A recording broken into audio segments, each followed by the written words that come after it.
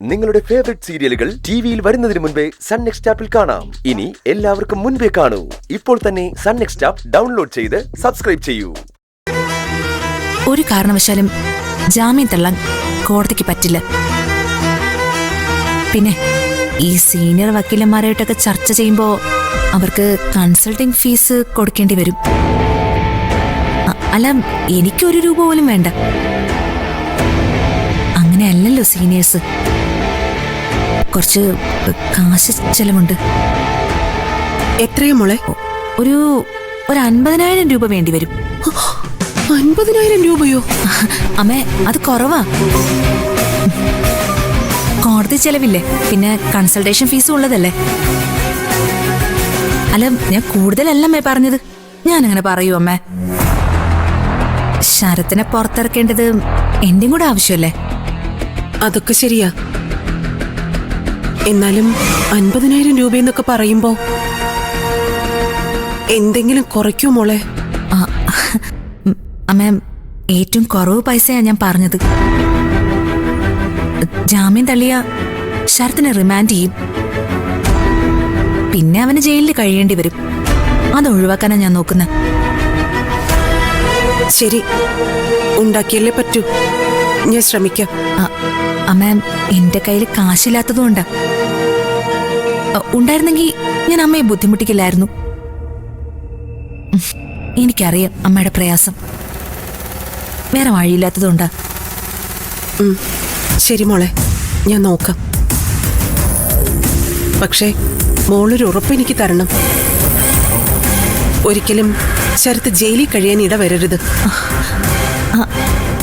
അതൊരിക്കലും ഉണ്ടാവില്ലമ്മേ. ഞാൻ എന്റെ കഴിവിന്റെ പരമാവധി ശ്രമിക്കും.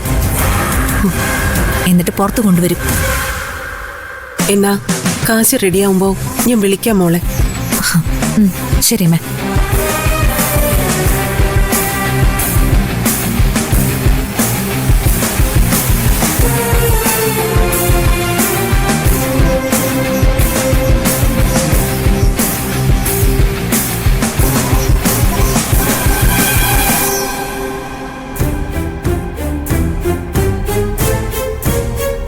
അതെ, എന്താ ഇങ്ങനെ ആലോചിച്ചോണ്ട് നിൽക്കുന്നേ?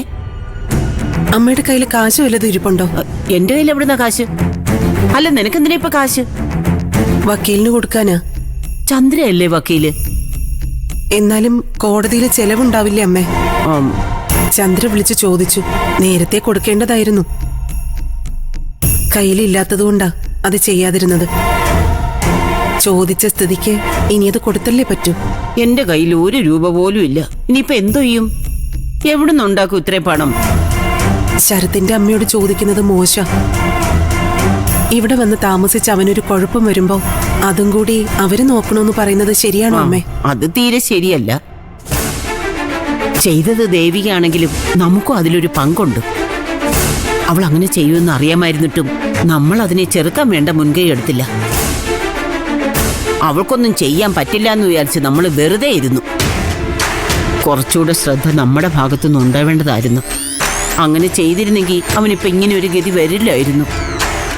കഴിഞ്ഞു പോയതിനെ കുറിച്ചൊന്നും ഇനി പറഞ്ഞിട്ട് കാര്യമില്ലല്ലോ അമ്മേ. ഇവിടെ ഇനി എന്ത് ചെയ്യാൻ പറ്റും? അതല്ലേ നമ്മൾ ചിന്തിക്കേണ്ടത്. കാശിന് കാശ് തന്നെ വേണ്ടേ?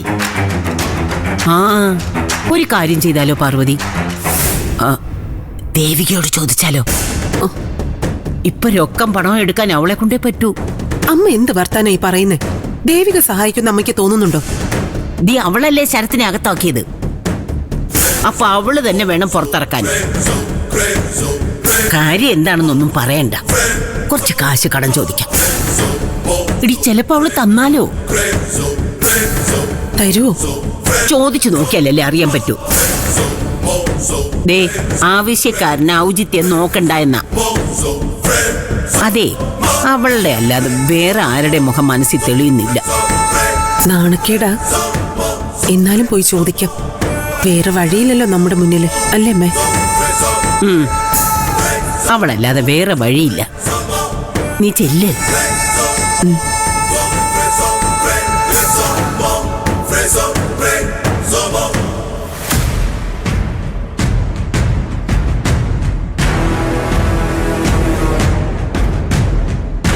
ദേവികെ,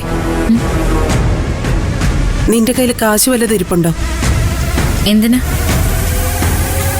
എനിക്ക് കുറച്ച് വേണമായിരുന്നു. ആവശ്യം എന്താണെന്ന് പറയാമേ? ആവശ്യം അറിഞ്ഞാലേ നീ തരൂ. കടമായിട്ട് കൊടുത്താ മതി. വെറുതെ കൊടുക്കാം മുത്തശ്ശി. പക്ഷെ എന്തിനാ കാശെന്ന് എനിക്കറിയണം. അതെന്തിനാ നീ അറിയുന്നേ? ആ കാശ് ശരത്തിനെ പുറത്തിറക്കാൻ ഉപയോഗിക്കാൻ പാടില്ലെന്ന് എനിക്ക് നല്ല നിർബന്ധമുണ്ട്. അതുകൊണ്ടാ ഞാൻ ചോദിച്ചേ. അവന് ഞാൻ പുറത്തിറക്കിയാ നിനക്കെന്താ? പുറത്തിറക്കിക്കോ, എന്റെ കാശ് ഉപയോഗിച്ച് വേണ്ട. ഇത്രയ്ക്ക് അഹങ്കാരം പാടില്ലടി. അമ്മ നല്ലൊരു ക്രിമിനലാ ശരത്ത്. അച്ഛൻ ഈ വിധത്തിലാക്കിയത് അവനാ.